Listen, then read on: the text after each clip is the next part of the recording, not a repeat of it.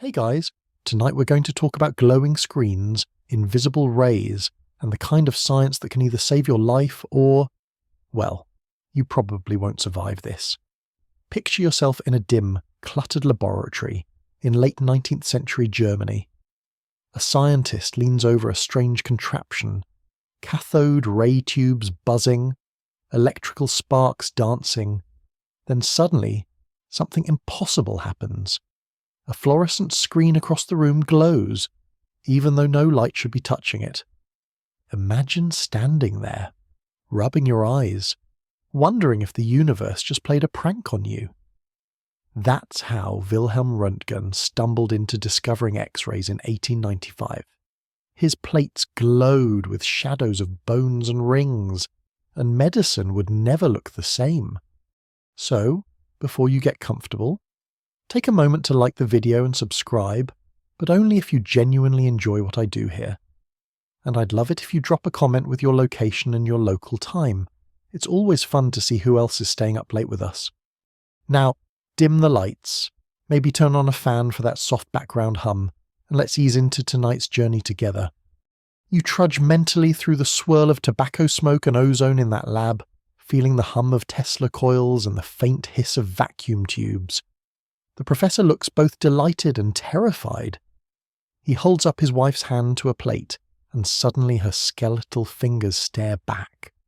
That ghostly image is burned into history as the very first X-ray photograph. Creepy. Absolutely. Useful. Beyond imagination.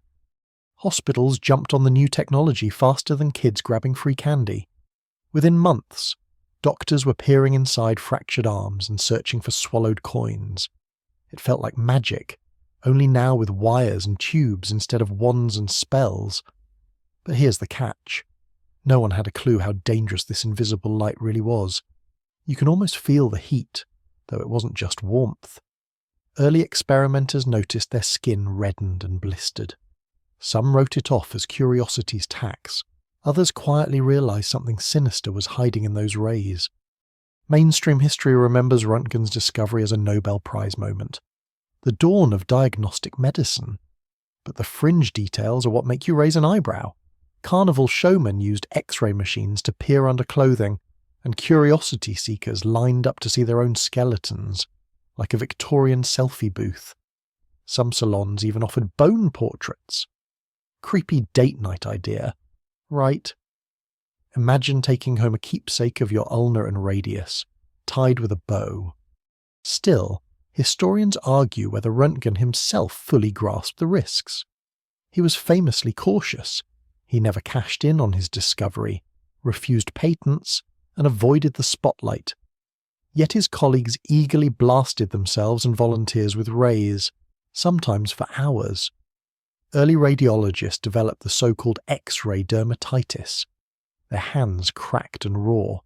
One surgeon supposedly joked he could tell the most experienced radiologists by counting how many fingers they still had. You laugh nervously, but the punchline is a grim one. As you drift deeper into this story, imagine yourself wandering the corridors of a Victorian hospital. Gas lamps flicker, a new contraption hums in a side room. Nurses whisper as doctors wheel in a patient with a broken leg. The machine clicks, and for the first time, bones leap onto a glowing plate. Patients gasp, no more guessing where fractures hide. You feel that mix of awe and unease. On one hand, you're watching medicine leap forward centuries. On the other, you're standing next to an unshielded tube spraying invisible radiation like a garden hose with no off switch. Quirky tidbit. Some of those early machines were sold in department stores. Families could zap themselves in living rooms for fun.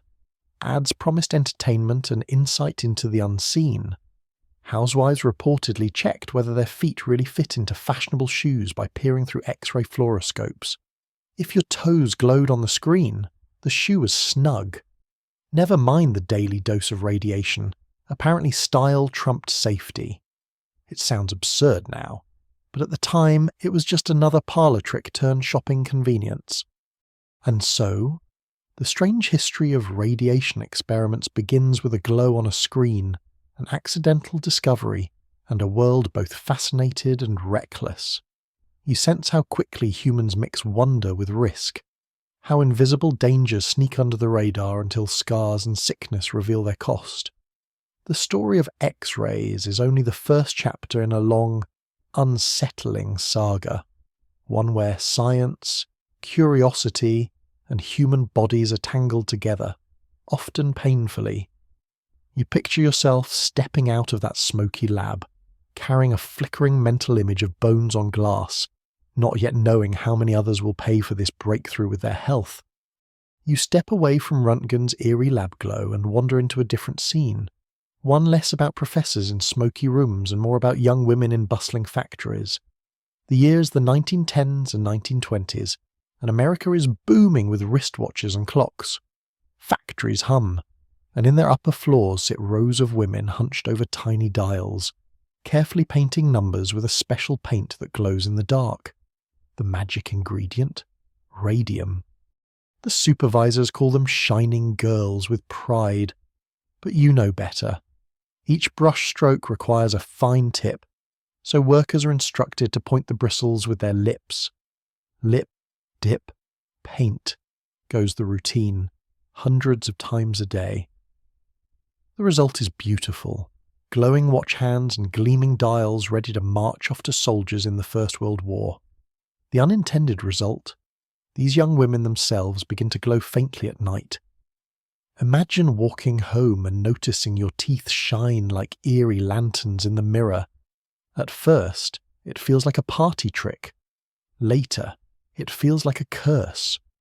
Mainstream history remembers them as the Radium Girls, the women who dared to fight back. Their bones grew brittle, their jaws collapsed, and their bodies betrayed them. Doctors were puzzled until the awful truth settled in. The same radium that made clocks shine was gnawing away inside human tissue. It's chilling to think about, but at that time radium was still considered practically medicinal. Companies advertised it in toothpastes and health tonics. The line between cure and poison was thinner than a brushstroke.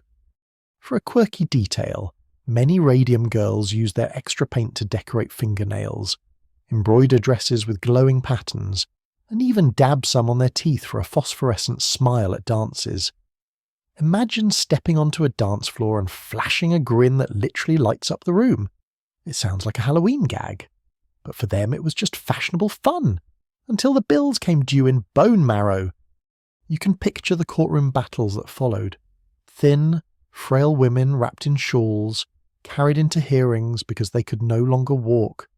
They became living evidence against the companies that had dismissed their suffering as hysteria or coincidence. One famous testimony came from a woman who had to hold her jaw in place with her hand while speaking. You wince at the image, but also recognise the courage in her voice. Historians still argue whether industry leaders truly believed radium was harmless, or whether they ignored the evidence for profit. As you drift deeper, you notice how the Radium Girls forced America to reckon with occupational safety.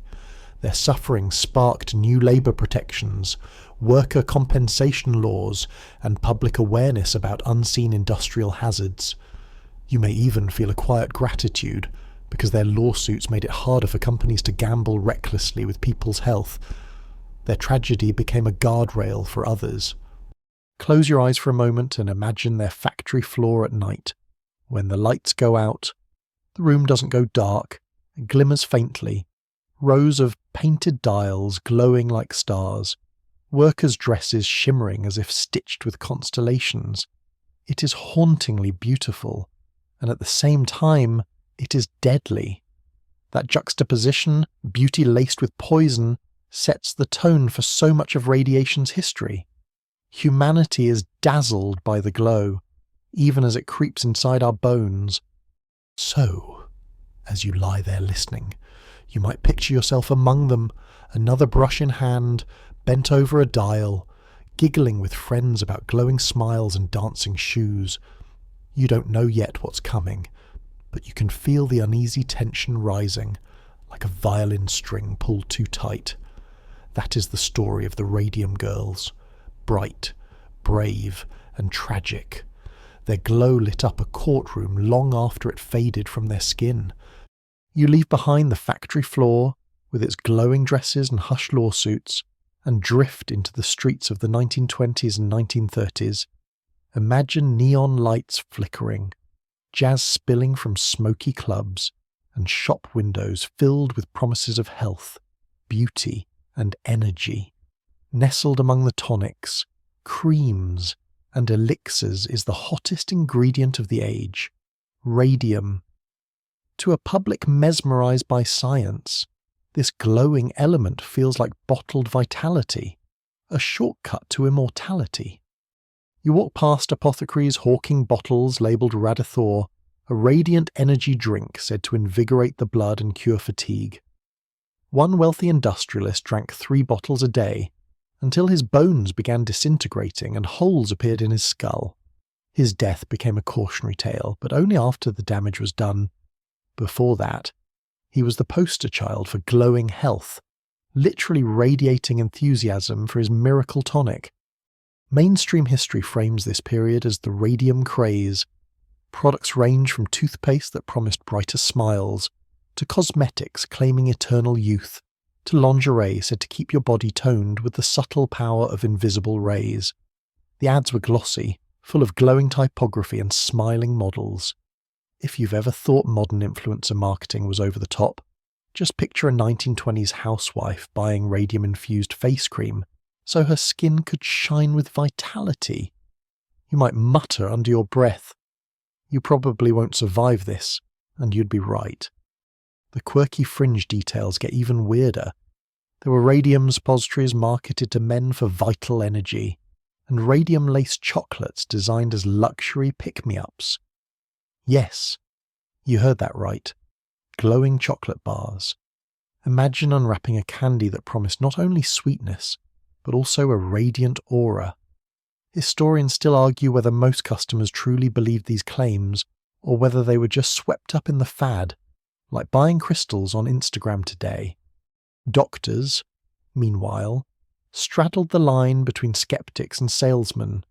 Some genuinely thought small doses of radium might stimulate healing, while others built clinics offering radiation baths. Wealthy clients submerged themselves in radium-rich water, soaking like ancient Romans in spas, except these waters glowed faintly in the dark. You can almost picture a tiled pool lit with soft blue light, patrons sipping champagne while unknowingly marinating in carcinogens. And the marketing didn't stop there. Magazines gushed over eternal energy and scientific beauty. Radium was chic. To own radium products was to be modern, daring, and wealthy. People bought into it because science seemed to be conquering every frontier. Electricity, flight, automobiles. Why not believe the atom itself could improve your complexion? Still, beneath the glitz, unease crept in. Reports trickled out about mysterious illnesses, jaw problems eerily similar to the radium girls, and unexplained cancers among radium product users. But companies doubled down, dismissing the evidence as coincidence. Remember that industrialist whose bones disintegrated? His death was spun in the press as unfortunate overindulgence, as if he'd simply eaten too much cake.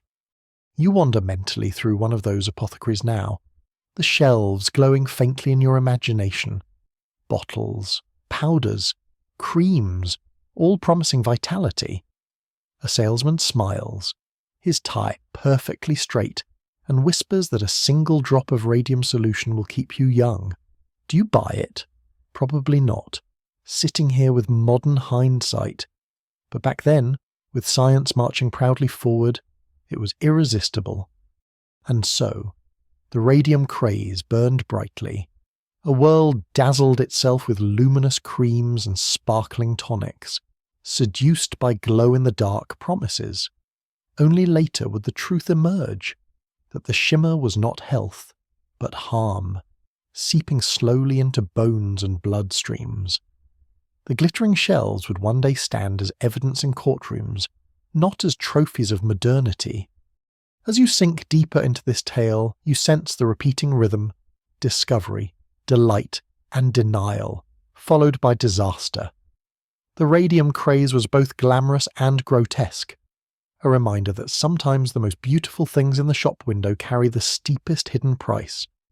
You step away from the glittering shelves of radium face cream and chocolate bars and into the more sombre, white-tiled hallways of hospitals. Here, radium isn't a novelty, it's a medical miracle. Or at least, that's what doctors thought. Picture yourself in the 1910s, following a nurse wheeling in a small lead container. Inside is a shimmering speck of radium sealed in glass, destined for a patient with a stubborn tumour. The room hums with hope. For the first time in centuries, there seems to be a tool that can burn cancer away from the inside. Doctors hailed radium as cutting-edge therapy. They inserted tiny seeds of it into tumours, a technique that would eventually evolve into modern brachytherapy.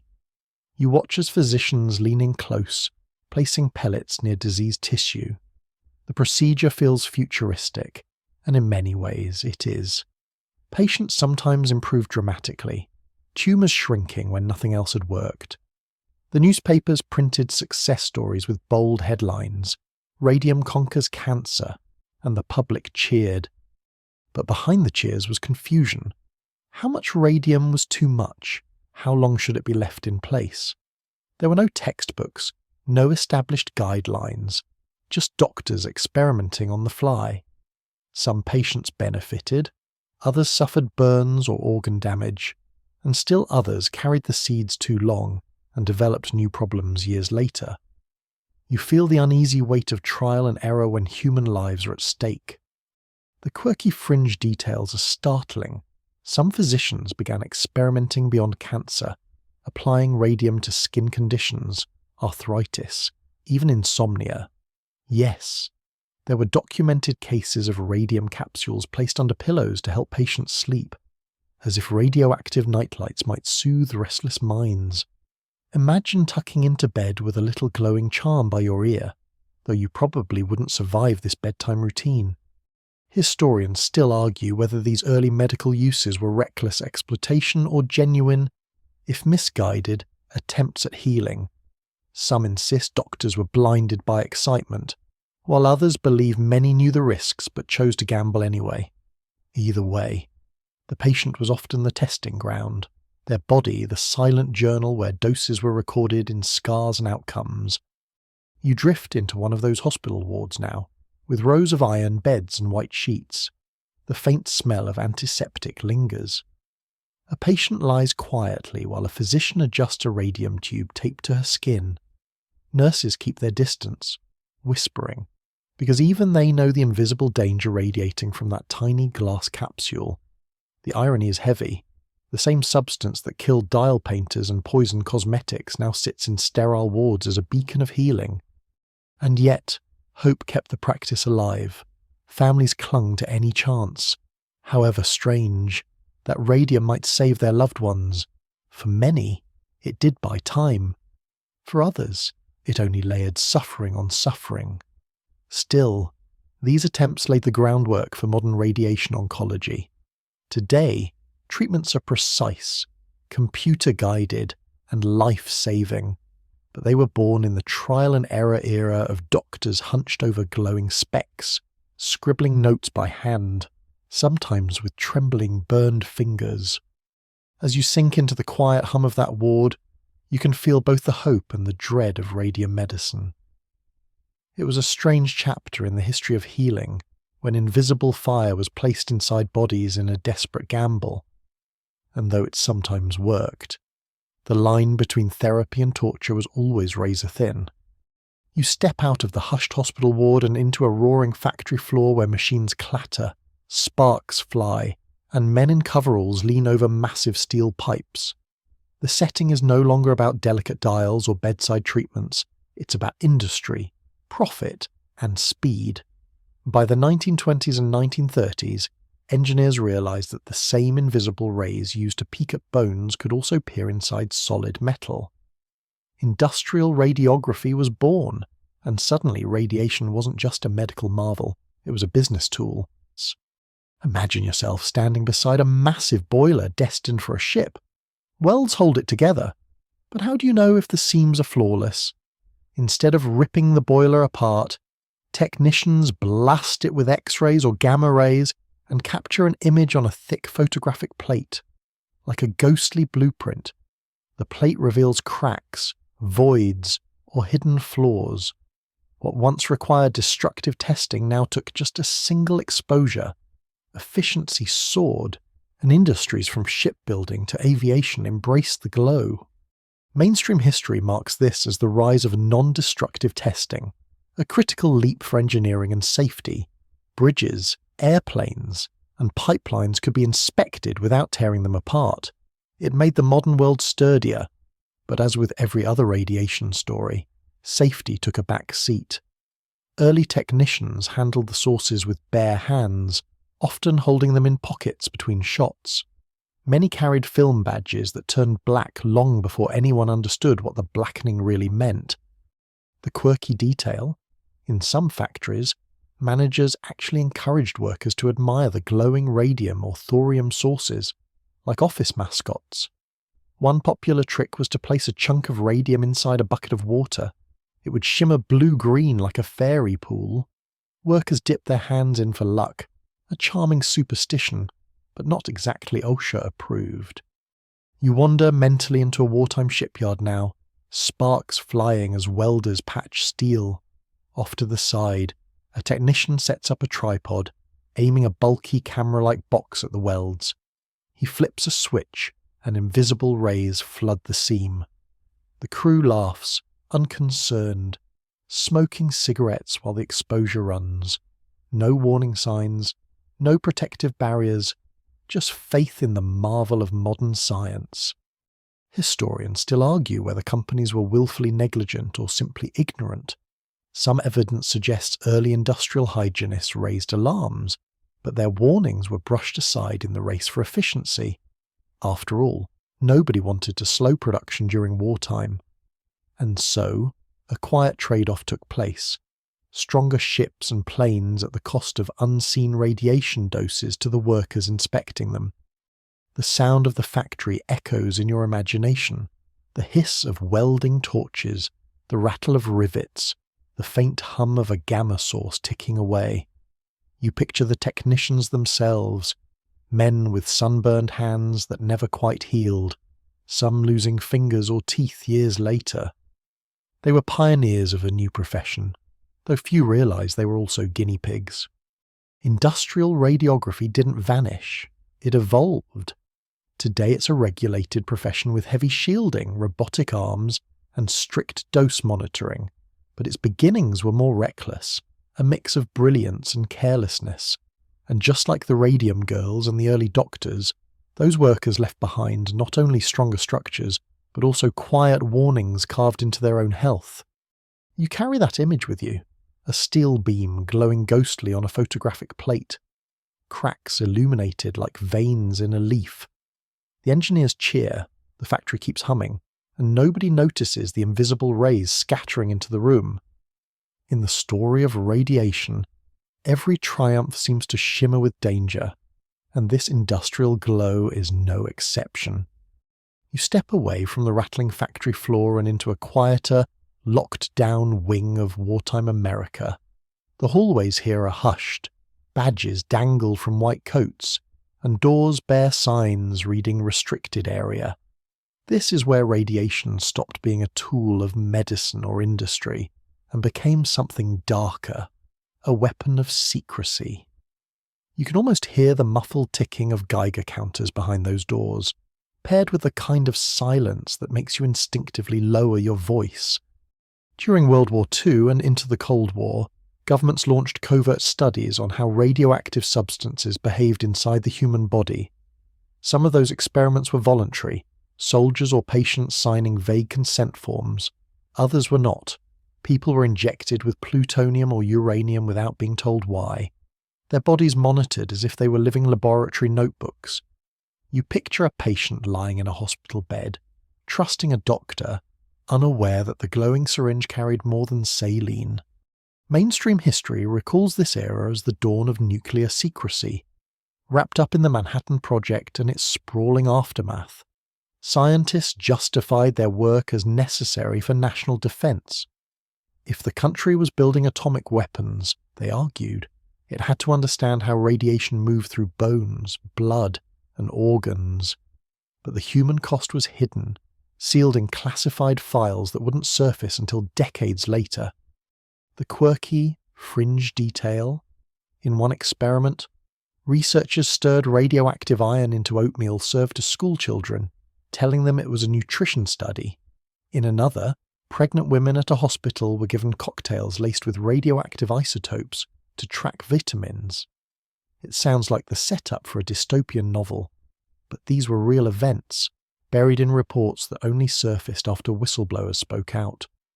Historians still argue whether these scientists truly saw themselves as villains or as patriots doing grim but necessary work. Some letters show deep unease, doctors confessing guilt. Others sound chillingly detached, noting bone lesions or organ uptake as casually as if they were logging rainfall. The moral fog was thick, and consent was often little more than a signature on a form no one fully explained. You find yourself drifting into one of those sealed labs. The light is sterile, humming fluorescence overhead. On the counter sits a lead-lined box, its lid half open, revealing small glass ampules. A doctor in a lab coat takes one out carefully, while another jots notes. Across the hall, a subject sits waiting, unaware that history will one day debate whether they volunteered or were used. It's an unsettling place to linger, but it reveals a pattern. Radiation kept slipping from wonder into exploitation. Where once it promised health and beauty, it now became a national security secret, administered not for patients, but for data. And those human subjects, soldiers, patients, children, became part of an invisible archive, their bodies carrying stories no file could fully capture. As you listen, the air seems heavy, as if you too are standing in a space where secrets seep from the walls. You might shiver a little, not from the chill, but from the realization that these hidden experiments weren't science fiction. They were history. And like the radium girls before them, these subjects would eventually force governments to answer questions they'd rather have buried. You leave behind the locked laboratories and step into the open desert, where the horizon stretches wide and the air buzzes with nervous anticipation. Soldiers in neat rows squint against the sun, their helmets strapped tight, their rifles slung across their shoulders. They've been told they're part of something historic, test that will prove the might of a nation. They aren't told much else. A countdown begins, and then the desert sky tears itself apart. The ground shudders. A mushroom cloud rises in slow, majestic horror, towering above the soldiers like a fiery god. The men gape, some shielding their eyes with their hands, others grinning as if watching fireworks. You can almost hear the sergeant barking, "Face the blast! Men, don't cower!" The soldiers obey, even as a burning wind lashes their cheeks. Dust rains down, clinging to uniforms, sticking to sweaty skin. What they don't know is that those grains carry radioactive fallout, seeping quietly into their lungs. Mainstream history remembers these soldiers as atomic veterans. From the 1940s into the 1960s, tens of thousands of military personnel were deliberately placed near nuclear detonations to test equipment, tactics, and human endurance. Some were ordered to march toward ground zero just minutes after the blast, rifles still in hand, boots crunching on irradiated soil. The official story: they were helping prepare for nuclear war. The unspoken reality: they were unwitting test subjects. Quirky details emerge in their recollections. Some veterans joked about atomic suntans, stripping shirts to see who would get the deepest burn. Others collected souvenirs from test sites, twisted bits of glass, scorched rocks, even melted metal, mementos that still clicked loudly on Geiger counters decades later. A few described how their rations tasted faintly metallic after tests, as if the desert itself had been seasoned with fallout. You almost smirk at the absurdity, then shudder at the thought. Historians still argue whether commanders genuinely believed short-term exposure was harmless, or whether they gambled knowingly with soldiers' health. Official films from the era show calm narration.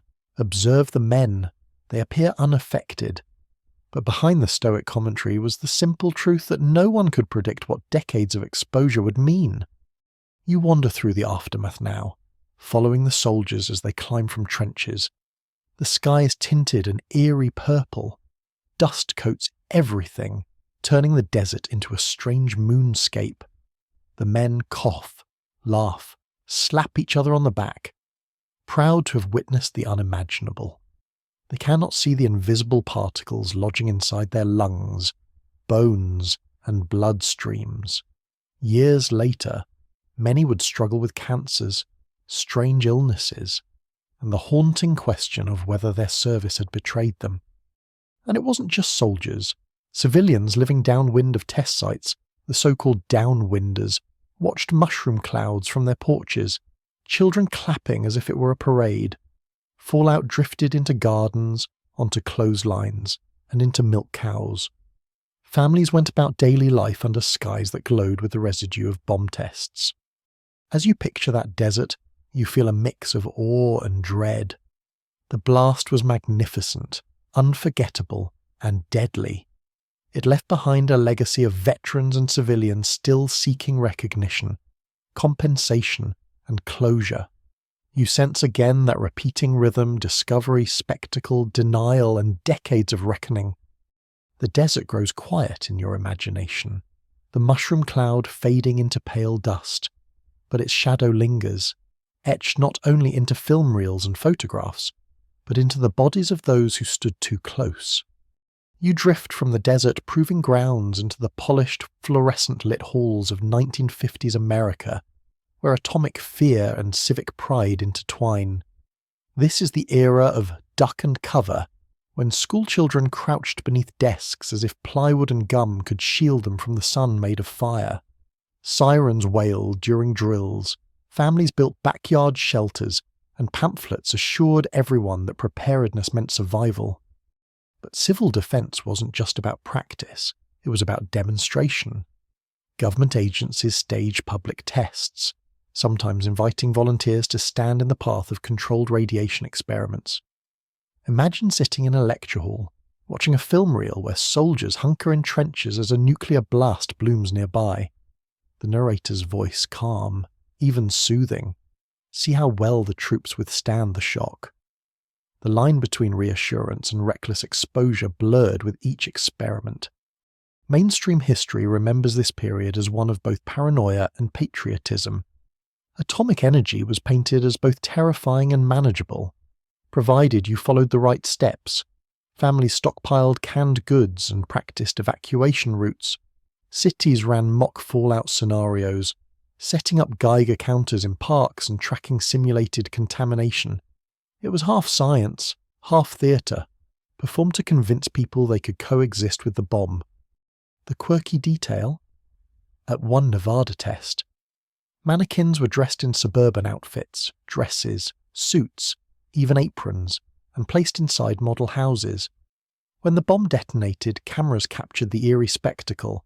Mannequins vaporized or slumped over dinner tables, glass shards embedded in their plastic faces. These atomic families starred in training films shown to the public, a grim reminder wrapped in domestic imagery. You almost chuckle at the thought of mannequins in cardigans, then wince at the reality of what the test implied.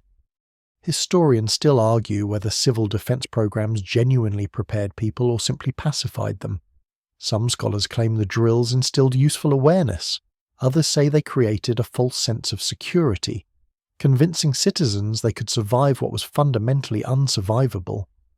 You picture yourself in a small-town classroom, the teacher's voice steady as she instructs everyone to crawl under their desks. The floor smells of chalk and dust. You tuck your head, knees pulled tight, heart racing at the siren's wail. For a child, the drill feels real enough, the terror mixing with a strange pride in being part of something bigger. And in the cities, test sirens turned ordinary days into eerie performances. Streets emptied, cars stopped mid-traffic, shopkeepers herded customers into basements. For a few minutes, life paused, as if the entire country rehearsed the end of the world. Then the all-clear siren sounded, and people dusted themselves off, laughing nervously, returning to lunch counters and offices.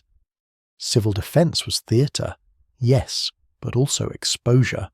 Volunteers, soldiers, and even curious civilians sometimes stood closer to blast than they should have, breathing in dust, touching contaminated soil, trusting officials who reassured them that everything was under control.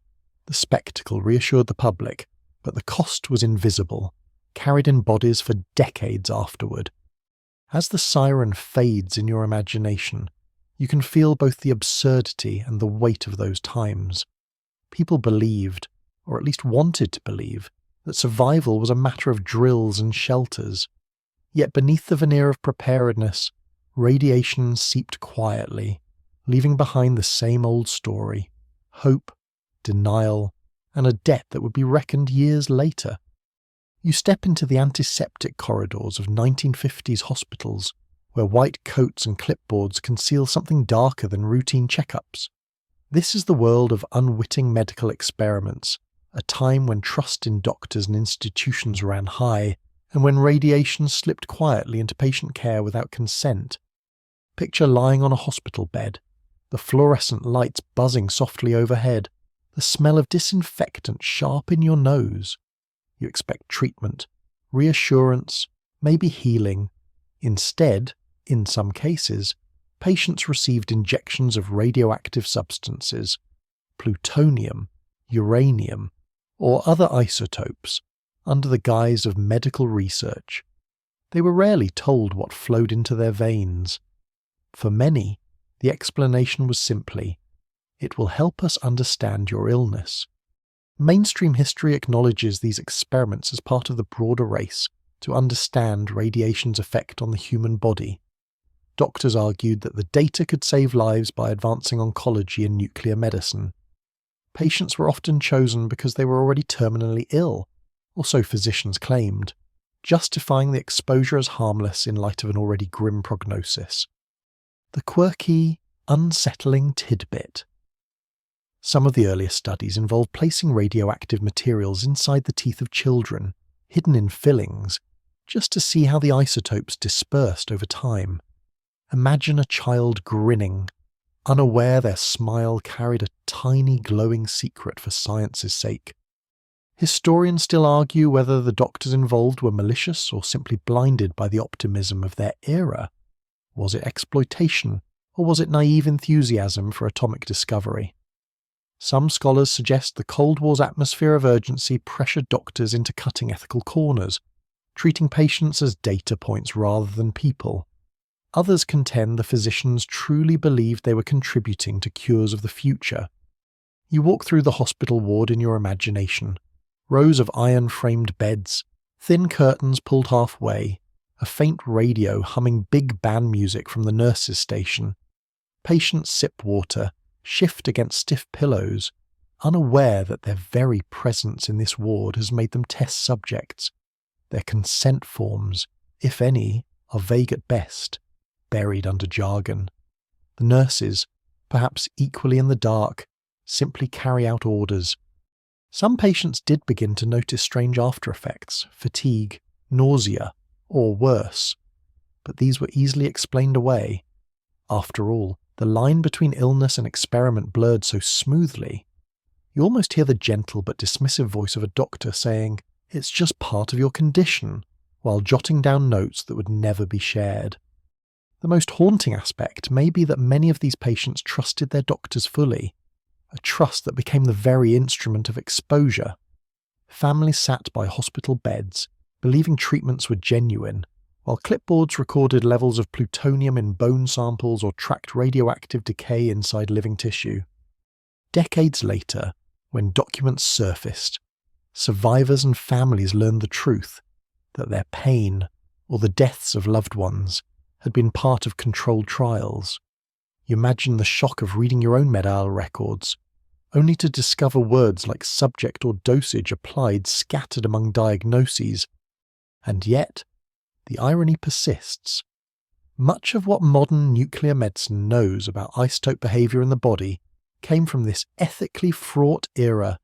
PET scans, radiation therapies, and diagnostic tracers trace their lineage back to experiments conducted in whispered secrecy. Science advanced, but at a price borne by those who never signed up to carry it. As you linger in that ward, you feel the weight of silence, the sound of pages turning on a clipboard, the steady tick of a clock on the wall. Each second that passes is another data point, another number scribbled, another unwitting contribution to science that straddled the line between healing and harm. The sterile wards fade, and you find yourself in a different kind of quiet laboratory, one filled not with patients, but with eager scientists who have volunteered themselves as test subjects. It is the 1950s and 1960s, a time when atomic optimism runs parallel with paranoia, and when curiosity about the invisible forces of radiation often outweighs personal caution. Here, self-experimentation becomes a strange badge of honour. You picture a young researcher in a crisp lab coat, leaning toward a machine that hums faintly, adjusting dials while his colleagues watch. Without fanfare, he rolls up his sleeve, positions his arm beneath a beam of X-rays and says, "Let's see what happens." The room smells faintly of ozone, the light overhead buzzing softly. The click of a Geiger counter punctuates the moment like a nervous metronome. Mainstream history recalls several notable figures who willingly exposed themselves to radiation, believing firsthand data was more reliable than any measurement taken from rats or machines. They wanted to feel, to embody, the science. In some cases, they swallowed radioactive isotopes to trace their passage through the body, carefully collecting samples for analysis. Others exposed themselves to repeated X-rays, timing how long it took for burns or hair loss to appear. The quirky tidbit. A few scientists kept radiation diaries, jotting down casual notes like mild tingling in fingertips or hair falling out on left side as if these were observations about the weather. Some even joked with colleagues about their glowing prospects, playing on the idea that they were becoming human light bulbs. The gallows humour feels both absurd and unsettling. You can't help but smirk before the unease catches up. Historians still argue whether such acts were noble sacrifices or reckless bravado. Some interpret the self-experimenters as martyrs for knowledge, willing to risk themselves to protect others. Others insist it was a dangerous cocktail of arrogance and scientific peer pressure. Where to hesitate was to appear cowardly in a culture that glorified bold discovery. You follow one such experiment in your imagination. A scientist stands in front of a fluoroscope, a device used to watch X-rays in real time. His colleagues squint at glowing bones on the screen while his own hand pulses with invisible energy. He grins, more curious than afraid, noting the warmth building in his skin. Later, that same hand may blister or peel, but for the moment, it is a spectacle, proof of radiation's reach. There's a surreal intimacy in this form of science, where the boundary between researcher and subject dissolves. Imagine writing in your own notebook, Day 12, mild nausea. Day 15, skin slightly reddened. The entries read like a travel diary of a journey into the invisible. And yet, beneath the bravado, there is often quiet anxiety. Some researchers downplayed their symptoms, unwilling to admit weakness. Others carried lingering health effects for decades. When later generations looked back, the notes seemed almost prophetic, warnings written in neat handwriting, ignored in the rush for discovery. Still, these acts contributed to the body of knowledge about radiation exposure, data about dose thresholds, tissue response, and long-term risks often came from individuals who had turned their own bodies into laboratories. Their courage, or recklessness, left marks not just on their skin, but on the textbooks of medicine and physics. You imagine leaving that lab at the end of the day, coat folded over one arm, the faint smell of singed skin following you home. The experiment is over, but the exposure lingers, carried invisibly in the body, ticking like a secret clock. From the small labs of self-experimenters, your path drifts into the vast institutional shadows of the Cold War, where secrecy was both shield and weapon. You're no longer imagining an eager scientist in a lab coat, but rather the sprawling bureaucracy of military and government agencies that authorized tests without blinking. Radiation wasn't just science, it was strategy. And in strategy, people sometimes became pawns. You picture an office deep inside a government building, Venetian blinds pulled tight, an ashtray filled with cigarette butts, a file folder stamped top secret. Inside are plans for experiments designed not for healing, but for preparation, preparing for the worst-case scenario of nuclear war. These projects involved real people, but those people rarely knew. Consent was a luxury, not a requirement, in the calculus of Cold War survival. Mainstream history acknowledges that multiple government programs used radiation tests to gauge potential military and civilian responses. Some involved releasing small amounts of radioactive material into the atmosphere or urban areas, measuring how it dispersed. Others tracked unsuspecting hospital patients or soldiers to see how radiation interacted with ordinary bodies. The official line, national security, demanded it. The quirky, unsettling tidbit. There were even secret tests in city neighborhoods, where harmless-seeming zinc-cadmium sulfide smoke was released to study dispersal patterns. Officials reassured themselves that it wasn't toxic, but locals had no idea they were part of an experiment. Imagine walking to school through a faint morning mist, unaware that the haze carried particles meant to mimic radioactive fallout. Historians still argue whether secrecy was justified, or whether it crossed into outright abuse. Some claim Cold War urgency required bold, hidden measures.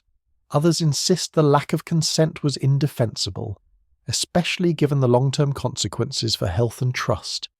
Even today, documents remain redacted, leaving gaps filled with suspicion. You walk through this imagined city street, brick houses, kids playing stickball, shopkeepers sweeping sidewalks. Overhead, a plane releases a thin plume that glitters in the sun before dissolving. No one looks up for long, no one questions it, and yet data collectors stand nearby with instruments, jotting numbers that will later appear in confidential reports. Inside the military trenches, soldiers were often told they were part of routine exercises. They crouched near blast sites, marched across freshly scorched ground, even ate meals in areas dusted with fallout, all to see how humans would fare in conditions that might mirror nuclear war. For them, the secrecy wasn't just about national defense, it was about keeping morale intact. Tell a soldier too much, and he might balk. Tell him too little, and he might follow orders straight into a radioactive cloud. The eerie part is how ordinary these moments could feel in real time. A test disguised as a drill, a harmless training exercise on a dusty field. The bureaucratic machinery turned exposure into procedure, turning risks into data without ever acknowledging the individual costs. Later revelations hit hard. Families discovered loved ones had been test subjects. Neighborhoods learned they had been sprayed, and veterans realized their illnesses weren't just chance but fallout from carefully calculated decisions. The sense of betrayal ran deep, a reminder that the line between protection and exploitation can vanish under the weight of secrecy. As you imagine leaving that government office, file folder tucked back into a locked drawer, you sense the chill of knowledge withheld. The hum of fluorescent lights fades, and all that remains is the awareness that, for decades, entire populations lived inside experiments without ever being told. The doors of secrecy open into another unsettling realm, the treatment of vulnerable populations. You wander through dimly lit hospital wards, orphanages, and care homes of the mid-20th century, where those least able to give consent often became the most convenient test subjects. The logic was clinical, even cold. If society was already neglecting them, why not use them for experiments? Mainstream history confirms that children, the mentally ill, prisoners, and marginalized communities were often singled out for radiation research. In one infamous case, children at institutions were fed oatmeal laced with radioactive traces, told it was part of a special diet. Smiling staff presented bowls as if they were treats, while researchers collected samples to study absorption rates. You can almost hear the clink of the spoon in the bowl, the trust in those young eyes, the quiet betrayal masked as breakfast. The quirky tidbit. Some experiments involved radioactive cocktails, fruit juices secretly dosed with isotopes. Researchers joked about their subjects sipping atomic drinks, as if it were a novelty from a sci-fi diner. Imagine being told you were part of a fun nutrition program, only to later learn your orange juice was glowing in more ways than one.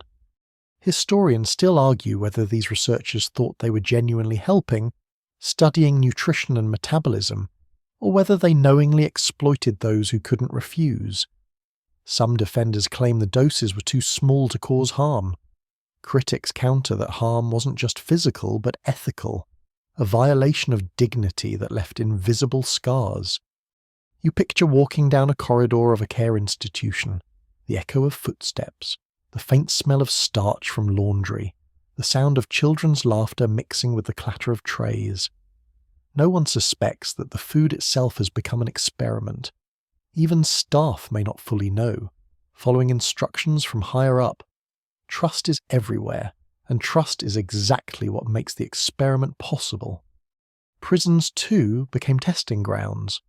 Inmates were told participation might earn reduced sentences or small privileges. Some agreed willingly, desperate for any change in routine, unaware of the risks. A guard unlocks a heavy door, a doctor enters with a clipboard, and a group of men line up, curious about what's to come. Radiation in measured doses, delivered under fluorescent lights, transforms incarceration into data collection. The mentally ill were among the most vulnerable. Institutionalized patients often lacked advocates, making them easy targets. Researchers saw them as ideal subjects, stable, observable, contained. They were exposed to radiation in ways designed to track long-term effects, their daily routines becoming a backdrop for experiments hidden beneath the guise of treatment. You imagine a nurse adjusting a blanket, a patient staring out a barred window, and in the background, a researcher noting reactions that the patient cannot possibly connect to hidden isotopes in their meals or injections. Decades later, survivors and families would uncover these histories, piecing together fragments from declassified documents and faded medical files. For some, the revelations felt like being experimented on all over again, this time through the shock of learning what had truly happened. And yet, here's the irony again. Many insights into how radiation moves through bones, blood, and organs came from these very experiments.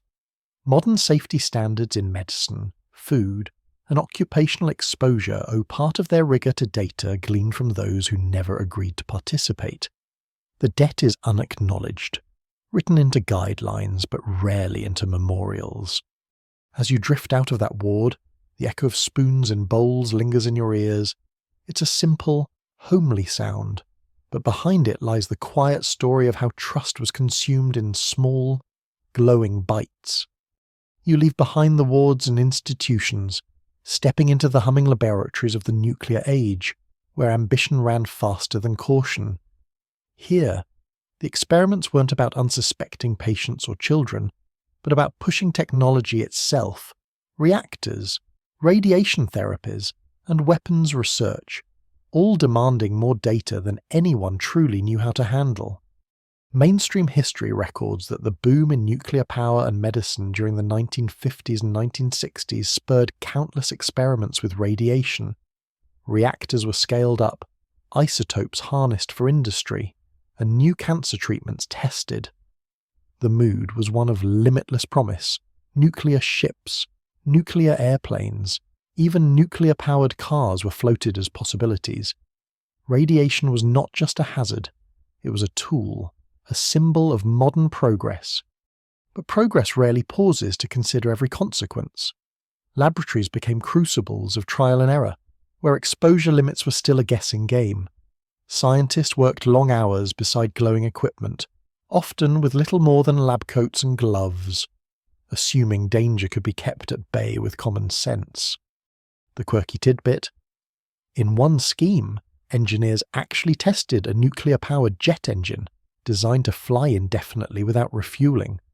Imagine the absurdity: a plane circling the globe powered by a tiny reactor.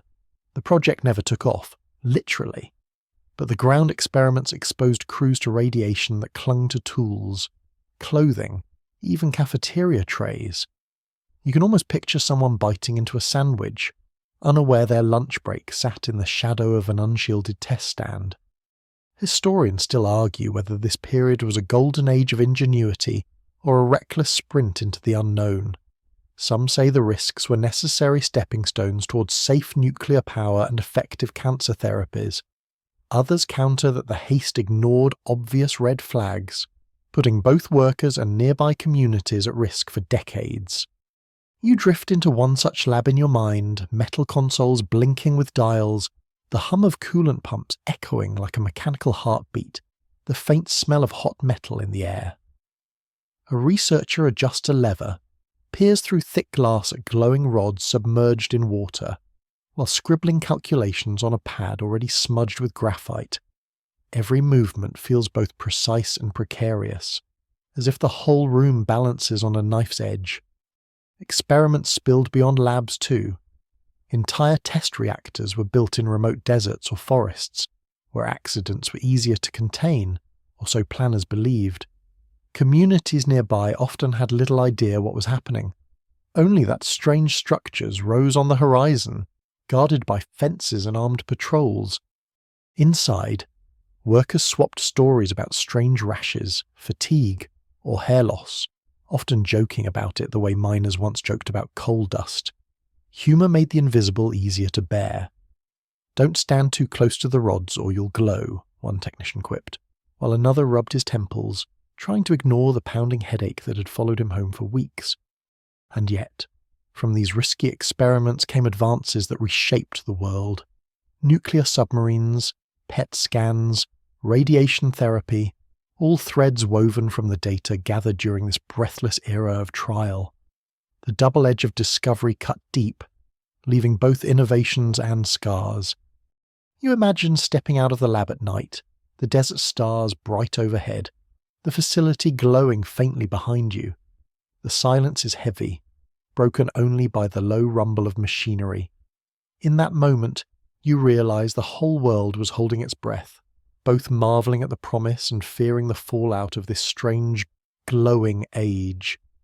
The glow of laboratory lights fades, and you find yourself walking through the slow corridors of hindsight, into the long-term consequences that trailed radiation experiments like shadows. This is no longer about secret injections or hurried test flights. It is about what happened decades later, when bodies bore the bill for decisions made in the name of science, security, or progress. Mainstream history tells us that radiation leaves fingerprints long after the moment of exposure. Cancer clusters emerged in communities near test sites. Soldiers who had once crouched in trenches now found themselves battling leukemia.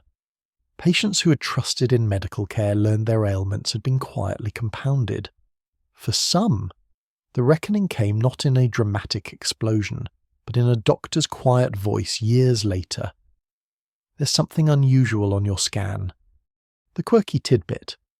Some survivors joked about being atomic veterans, gathering at reunions where Geiger counters sometimes ticked faintly over their old military jackets.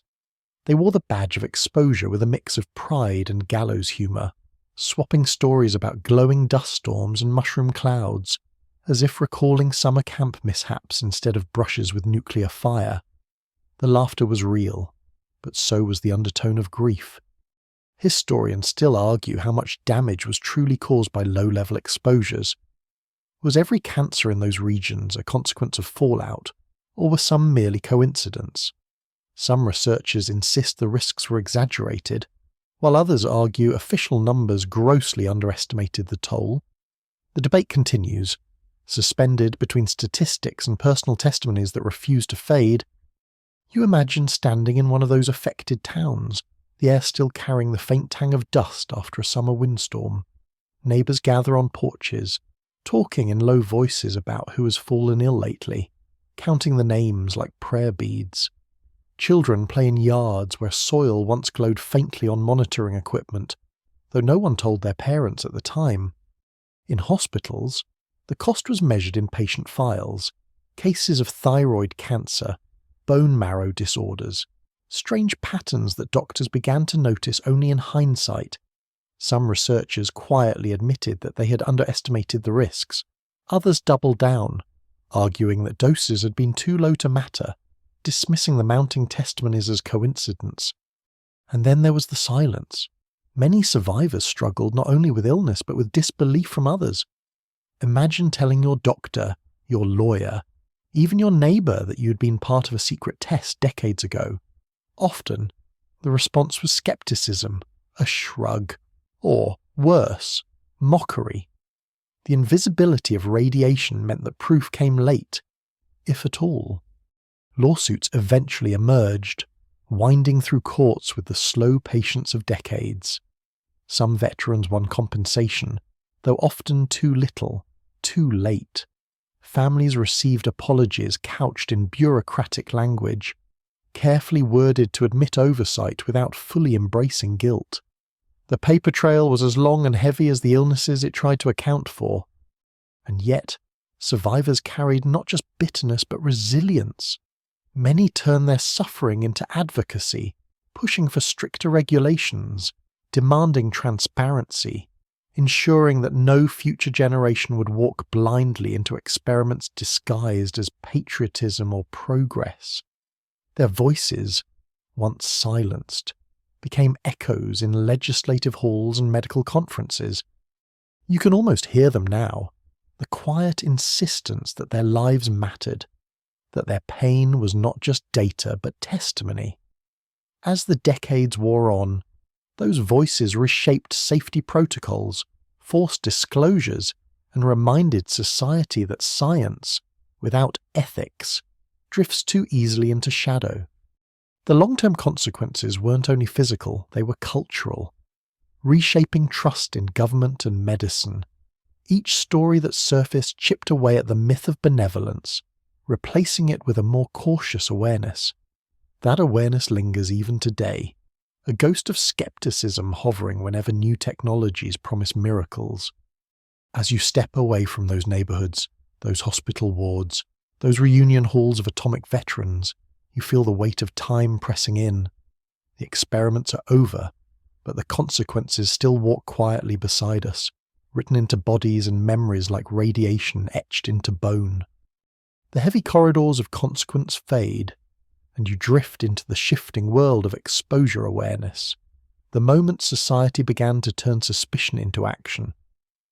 By the 1970s and 1980s, whispers had become investigations, and long-sealed documents began to crack open under the weight of public demand. The secrecy that had once been ironclad started to unravel, one page at a time. Mainstream history records the emergence of journalists, whistleblowers, and activists who pieced together the hidden past of radiation experiments. Newspapers published exposés with headlines that jolted readers over breakfast. Ordinary citizens had been unwitting test subjects. Soldiers had been marched through fallout. Patients had been injected without consent. The disbelief was palpable. Suddenly, stories that once sounded like paranoid conspiracy began to look frighteningly plausible. The quirky tidbit? In some towns, locals staged protests dressed in hazmat suits made of painted cardboard boxes. The costumes were half comic, half tragic, a way to make visible what had been invisible for decades. Children carried signs scrawled in crayon. "We want safe air too." It was theatre, yes, but also a demand for recognition. Historians still argue whether these revelations marked a true turning point in ethics or simply a public relations cleanup. Some suggest the exposure of secrets forced real reform, leading to stronger protections. Others claim that while rules changed, the underlying mindset of secrecy in science and defence shifted only slightly, waiting for the next crisis to justify it again. You picture one of those public hearings, a crowded town hall, folding chairs packed tight, the air buzzing with anger and disbelief. Survivors stand at microphones, voices trembling as they recount illnesses, betrayals, and unanswered questions. Government officials shuffle papers, offer carefully phrased apologies, and promise further study. The fluorescent lights hum, the crowd murmurs, and you sense history shifting just a little under the weight of testimony. Regulations did follow. The 1970s saw the rise of institutional review boards, requiring informed consent in human research. Radiation safety standards tightened, and agencies began monitoring exposures with a vigilance that had been absent before. Yet the reforms were always shadowed by the knowledge that they came only after decades of harm. In universities, medical students began studying case histories of past experiments, not as triumphs, but as cautionary tales. Professors spoke in solemn tones. We must never repeat this. Still, you can almost hear the quiet cynicism in the back of the classroom. Students wondering if future generations might one day study their era with the same dismay. Public trust, once fractured, never fully healed. Communities near test sites carried a lingering suspicion of official reassurances. Veterans groups pushed for recognition, often clashing with bureaucrats who preferred to minimize payouts. Families hung on to yellowed clippings and photocopied documents, determined not to let the past be forgotten. You imagine walking out of a courthouse with one of those families, the father carrying a binder full of medical records, the mother holding a faded photo of a young soldier, the child clutching a compensation check that feels less like justice and more like a receipt. The air outside is bright, but heavy with the realization that some debts cannot be repaid. Still, there was progress. The outrage led to new transparency in research ethics, broader conversations about medical trust, and eventually, public apologies from officials at the highest levels. These apologies were imperfect, but they marked a rare acknowledgement that science had not always walked hand in hand with humanity. As you leave that hearing, the echoes of voices linger, survivors demanding recognition, officials conceding ground, and the murmur of a crowd realizing that silence can no longer contain the truth. You drift now into the late 20th and early 21st centuries, where the secrets of radiation experiments finally began surfacing in official apologies and carefully worded reports. The weight of decades had become too heavy to ignore, and so governments, at last, stepped into the light, though only partially, as if still afraid of the glare. Mainstream history notes that in the 1990s, U.S. President Bill Clinton formally acknowledged unethical radiation experiments carried out on unwitting citizens. A special advisory committee was formed, combing through archives thick with dust, uncovering cases that had once lived only in rumour. Survivors were invited to testify, their voices shaking not just from age but from the enormity of long-buried truth. The quirky tidbit. During one hearing, officials displayed declassified films, grainy black and white reels showing soldiers crouching near mushroom clouds, or patients reclining while injections were administered. Audiences sat stunned, watching footage that once had been locked away. Some survivors laughed nervously, whispering, "We told you so." It was vindication wrapped in horror. Historians still argue whether these apologies and compensations were enough. Some see them as an essential act of accountability, a moral reckoning at last. Others dismiss them as symbolic gestures, more about calming outrage than delivering true justice. The debate lingers because no apology can erase cancers, no report can resurrect trust fully. You imagine sitting in one of those hearings, the hum of microphones, the shuffle of papers, the collective breath of hundreds waiting for acknowledgement. A survivor at the podium speaks softly, recalling how her father's treatment left him weak for years, only to later discover it had been an experiment. The silence in the room is profound, broken only by the occasional cough, as if no one wants to disrupt the fragile moment. From those revelations came reforms, Ethical boards grew stricter, consent became sacred, and protections for vulnerable groups expanded. The word transparency became a mantra in research institutions, yet the ghost of secrecy still lingers, a reminder that vigilance must never relax. You step back from the timeline, seeing the strange arc, from early radium cures to Cold War secrecy, from glowing cocktails to declassified apologies. The story is not only about science, but about power, how it is used, how it is justified, how it is resisted. And so the narration slows, your pace softens, words stretching into longer, calmer sentences. The frantic march of discovery, secrecy, and betrayal dissolves into something gentler, as if the story itself exhales. You picture yourself lying back now, not in a hospital bed or a trench, but in your own quiet room. The hum of a fan fills the silence like a steady background lull, replacing the hum of reactors and Geiger counters. The air is cool, the light dim, the edges of the memory blurring. The people of this history fade gently into the distance. Soldiers brushing dust from their uniforms, children with spoons in their hands, scientists scribbling in notebooks, survivors stepping to microphones. Their voices mingle into a low, fading chorus, not demanding attention now, but resting. What lingers is not the fear or betrayal, but the strange resilience of human beings who endured and remembered, who insisted their stories be told. That insistence is what allows you to close your eyes tonight with a little more clarity, knowing that truth, though delayed, has a way of surfacing. So, let the last images drift softly, a sky emptied of mushroom clouds, a laboratory dark and silent, a family sitting together without fear of invisible dangers. The hum of history quiets to a whisper, and in its place comes only calm. Rest easy. Let the weight of the story fall away. You've walked through shadows, but you are safe now. The night is steady, your breath even, and the world outside carries on without urgency. Sleep takes over gently, carrying you where no radiation, no secret, no experiment can follow.